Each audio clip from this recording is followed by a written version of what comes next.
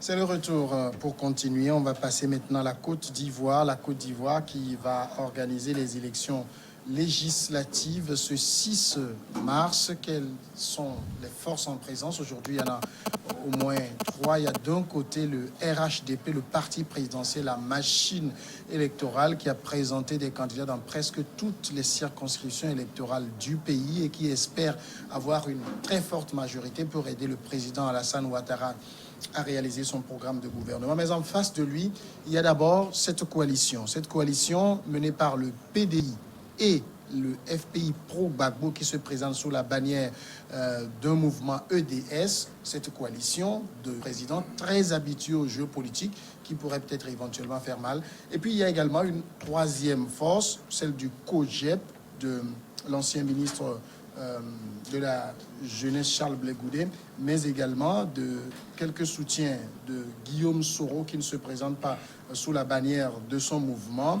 Est-ce que d'abord ces forces en présence, Firmin Teko, peuvent, je veux parler d'abord des deux, peuvent faire mal au RHDP? Non, par rapport à Ouattara, il faut le souligner tout de suite. Ouattara venait de remporter la présidentielle.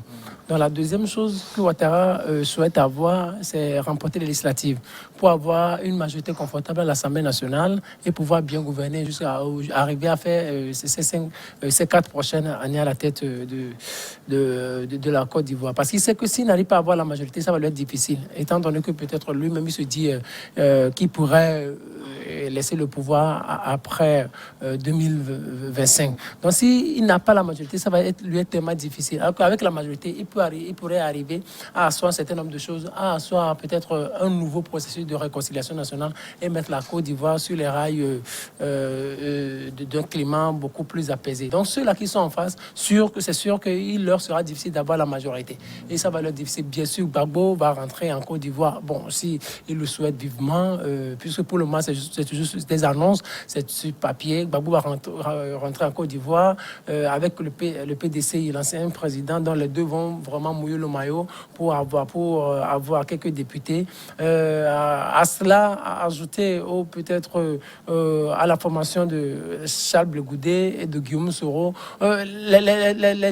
ces deux formations-là vont travailler, mais peut-être ils vont rester dans les 30 députés, les 30%. Bon, le jeu, la carte peut être dessinée ainsi. Ouattara qui a la majorité, plus de 50-60%. Les deux autres formations ont 30%. Il y aura peut-être aussi les indépendants, les indépendants qui sont là. Donc, on va leur donner peut-être les 2%, 3% et tout ça. Et comme ils sont nombreux, Ouattara s'est bien fait le calcul, là, après la leçon quelque part. Donc, je pense que c'est comme ça ça va se présenter. Mais Ouattara n'a pas peur, c'est un jeu tout doux. Il me semble que c'est aujourd'hui le 3 août, c'était hier. Et il a eu à déjeuner avec Macron. Donc, je pense qu'ils ont encore discuté de ça et de comment la carte va être dessinée. Chris Segap, un boulevard pour Ouattara?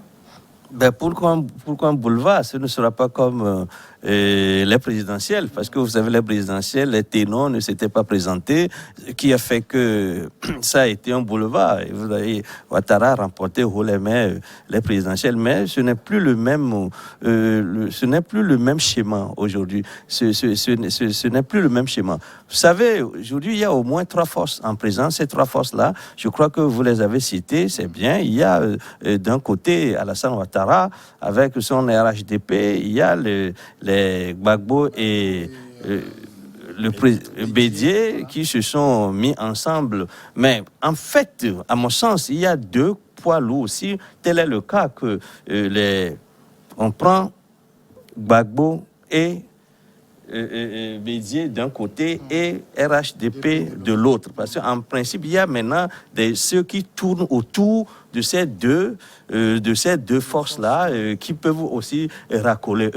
Ces forces-là vont faire du racolage, mais je ne crois pas que ces forces-là se constituent en un troisième pôle qui puisse jouer du trou fait. Du racolage, mais est-ce que ces forces ne feront pas plus mal à l'opposition qu'au RHDP.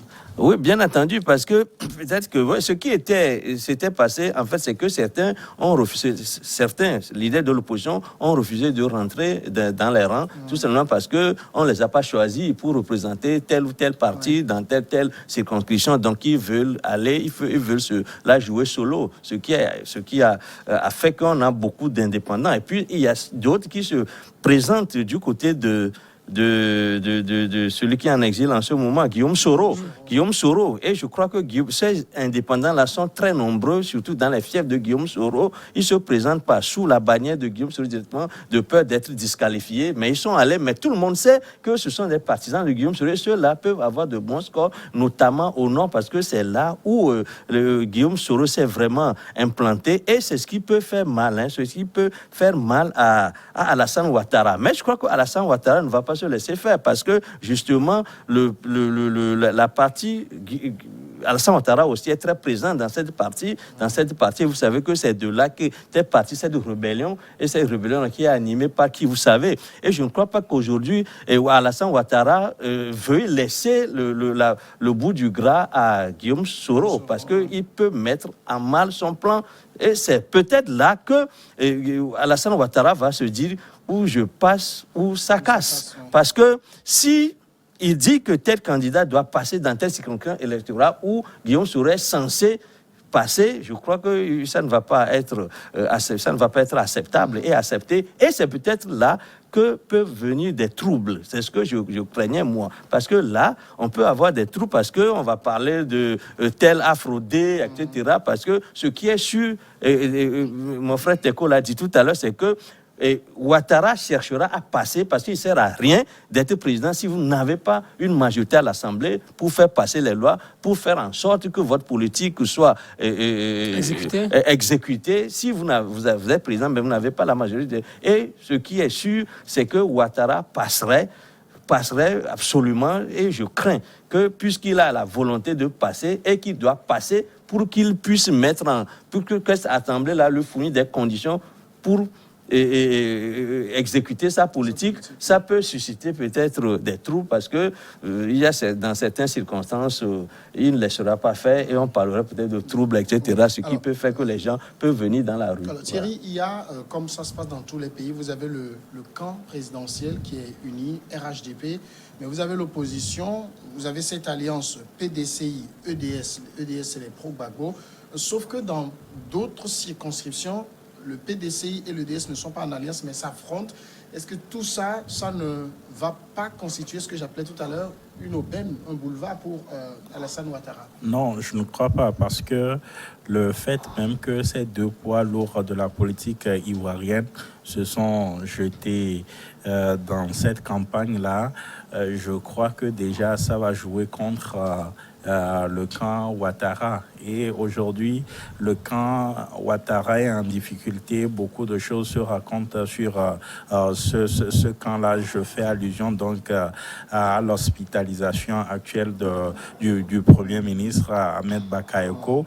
Donc, vous comprenez que il y a un défi pour ces élections, ou deux même, c'est le défi de sécurité et le défi de paix, puisque la dernière présidentielle, on a vu tout ce qui s'est passé et Alassane Ouattara ne va pas encore s'offrir ce luxe-là pour que le pays puisse basculer de nouveau. Parce que aujourd'hui, il y a Gbagbo qui suit de près, ou du moins se prononce, donne de la voix de temps à autre sur tout ce qui se passe, ce qui n'était pas le cas forcément il y a encore quelques années.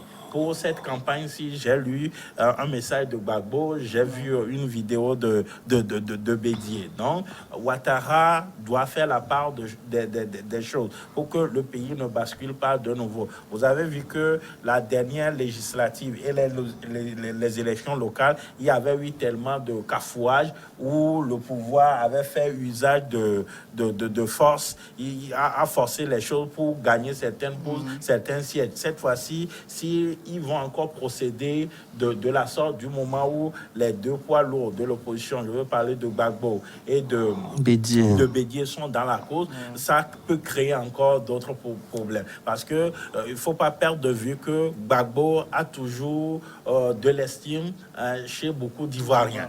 Et tout ça, là, ça peut jouer. Le fait même qu'aujourd'hui, Guillaume Soro va partager, c'est-à-dire que le RHDP va discuter les voix avec le camp de Soro au nord du pays. Donc tout ça là, ça peut jouer contre le camp de Alassane de Ouattara, qui a besoin, je crois, de 128 sièges pour avoir au moins la majorité pour lui permettre d'exécuter son programme. Aujourd'hui, il a beaucoup plus intérêt à pacifier le pays. Il a beaucoup plus intérêt à collaborer avec ses adversaires s'il veut avoir une sortie honorable, parce que il a déjà raté sa première sortie et je ne crois pas qu'il va encore se permettre ce jeu-là pour rater, peut-être, comme Fimel a dit, si jamais en 2025, il ne voulait plus être encore candidat. Donc,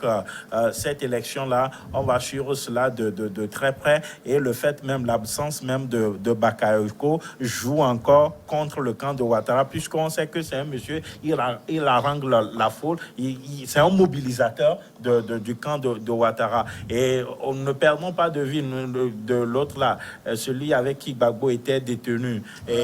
Blé-Goudé. Ne perdons pas de vue aussi que c'est un harangueur de foule. Il a aussi son mouvement, voilà, et qu'il a aussi beaucoup d'adhésion. Donc tout ça là, on va suivre de près. Peut-être que le scrutin sera véritablement discuté dans certaines circonscriptions. Déjà mathématiquement, le RHDP, je l'ai dit en entrée, a des listes dans presque toutes les circonscriptions, contrairement au PDCI et au Pro-Gbagbo. Oui, c'est ça. C'est comme ce qui se passe ici au Togo.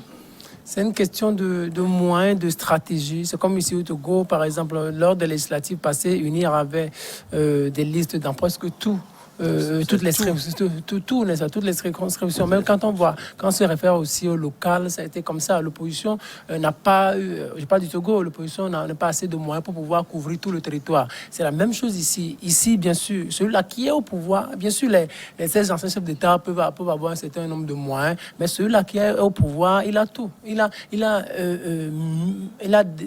plus d'effectifs que les opposants. Et il peut acheter, excusez-moi le terme, il peut acheter tout le monde. Mais il peut convaincre tout le monde. Il peut convaincre même des candidats des autres formations. Et ceux-là pourront le rejoindre. Donc, en termes de ressources humaines, le pouvoir d'Alassane Ouattara ne s'ouvre pas. En termes de ressources financières, de ressources techniques, ainsi de suite, le pouvoir d'Alassane Ouattara ne s'ouvre pas. Donc, il peut couvrir tout. Et il est en train de couvrir tout le territoire. Comparativement à ses adversaires, tout d'abord, il n'a pas de moyens. Il ne peut pas couvrir tout le territoire. En termes de, on parle d'élections législatives. On a besoin de gens. On a besoin de ressources humaines. Ils ne pourront pas. Donc, sur ce point-là, Ouattara les bat déjà. Premier niveau, ils sont battus. Bien sûr, il y a des gens qui peuvent dire que le camp Ouattara est en train d'avoir de petits soucis avec la santé de Ahmed Bakayoko, mais c'est Ouattara qui est au pouvoir. Hein. Ils ont déjà trouvé des alternatives, des solutions alternatives pour pouvoir combler ça. C'est lui qui est au pouvoir. Ouattara sait. Aujourd'hui, en 10 ans, Ouattara a mûri en politique. Ouattara a appris. Au départ, il était un économiste. Il est venu au pouvoir comme un ancien Premier ministre qui avait eu à gérer la Côte d'Ivoire sur le plan beaucoup plus économique. Il est venu au pouvoir, mais en 10 ans, il a côtoyé assez de chefs d'État et il a aujourd'hui une certaine expérience. Donc, c'est pour cela que Ouattara ne fait plus d'erreurs. Regardez, là où je trouve que Ouattara est beaucoup plus malin, quand on voyait Ibeka qui était président du Mali, et quand on voyait Ouattara, vous voyez que Ouattara a beaucoup plus appris que Ibeka. Voilà, vous imaginez, Ouattara, arrivé à un moment donné, il savait que s'il n'interdisait pas les manifestations, il allait tomber. Ibeka, lui, n'a pas appris ça comme ça, donc lui, il autorisait seulement les manifestations et il laissait tout faire. Donc, les manifestations l'ont emporté. Ouattara, ici... Les réalités populaires des deux pays ne sont pas les mêmes. ne sont pas les mêmes, mais il fallait comme au Niger, l'armée intérieure, les gens sont plus féroces là. Mais Ouattara, ici, il a appris et il a bien géré la situation. Donc, quoi qu'on puisse faire, quoi que les opposants puissent faire, quoi qu'ils puissent mûrir comme idée, Ouattara ne va pas commettre l'erreur de laisser tout se dérouler à son insu. Il va tout faire pour avoir les résultats, avoir la majorité à l'Assemblée nationale. D'accord. Maintenant, vous avez, côté opposition, toujours, on parlait de PDCI, des pro-Gbagbo. Vous avez côté pro-Gbagbo, donc ce FPI, même si ce n'est pas vraiment ce qui est mis en avant, c'est que Gbagbo, c'est le FPI, mais vous avez l'autre FPI également, FPI légal, de Pascal Affi-N'Guessan qui est là. Tout ça, on a l'impression que l'opposition est plus fragilisée que le RHDP. Oui, c'est que c'est l'émiettement même de l'opposition, puis les problèmes internes. Vous savez, entre-temps, la mayonnaise a failli prendre de ce côté-là. Ils ont constitué un front. Ils devraient en principe garder ce front-là jusqu'à ces législatives, parce qu'il ne sert à rien que ce front-là ait pu fonctionner à un moment donné à l'occasion des présidentielles, et puis que le front-là s'affaisse complètement, alors que les échéances qui arrivent sont des échéances encore plus déterminantes et que les enjeux sont encore énormes, en ce sens que lorsque vous possédez le gouvernement, c'est vous qui mettiez en œuvre votre politique. Maintenant, il aurait fallu que ce front-là se soit poursuivi au moins jusqu'à ces législatives, mais vous avez constaté, comme moi, que le front-là, tout simplement, s'est affalé, s'est avéré, ils ne sont pas allés loin. Or, c'est ce front-là qui a failli mettre en selle, ou bien failli, je dis que ce n'est peut-être pas le mot, qui a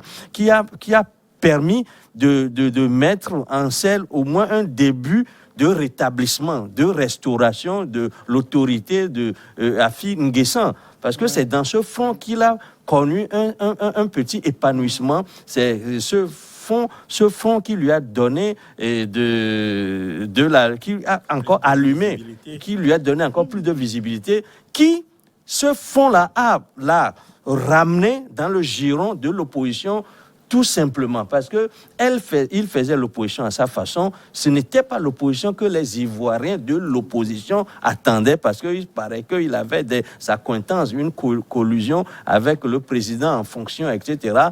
On n'en sait rien, mais on estime encore qu'il est plutôt proche du pouvoir. Et on lui faisait jouer un rôle que peut-être il ne jouait pas. Moi, je n'en sais rien. Mais vous avez constaté que depuis que ce front-là est cassé, Affi-N'Guessan est retourné encore à sa solitude. Et je ne crois pas que cela puisse lui servir le servir valablement pour sa législative. Vous avez compris que lorsque, à l'international, on parle des forces en présence, on ne le cite plus. Cela voudrait bien dire quelque chose, qu'il a perdu il a perdu son lustre. Du moment où Gbagbo est rentré, on ne parle que de Gbagbo, on parle de Blé-Goudé, on parle même plus de Guillaume Soro. Vous allez constater qu'on ne parle pas trop aussi beaucoup de Guillaume Soro non plus, mais c'est ceux qui sont sur place qui aujourd'hui ont le vent en poupe. C'est ceux-là, on les évoque. Mais curieusement, Affi-N'Guessan, personne n'en parle. Peut-être qu'il va se présenter dans son fief, il sera élu là, mais je ne crois pas qu'il va faire plus que 3 ou 4 élus. Mais si déjà... 5 ans, il était le seul élu. Voilà, donc je crois que c'est ce qui risque encore d'arriver. Et ce sera quand même ce sera peut-être un bon score, en sorte que vous savez, il y a au Togo des gens, des leaders qui sont présentés dans leur propre chef, ils ne sont pas élus. Ils l'ont fait 1 ou 2 fois, ils ne sont pas élus. Donc déjà, voilà, si c'est... C'est la pause maintenant et puis on passera à des sujets.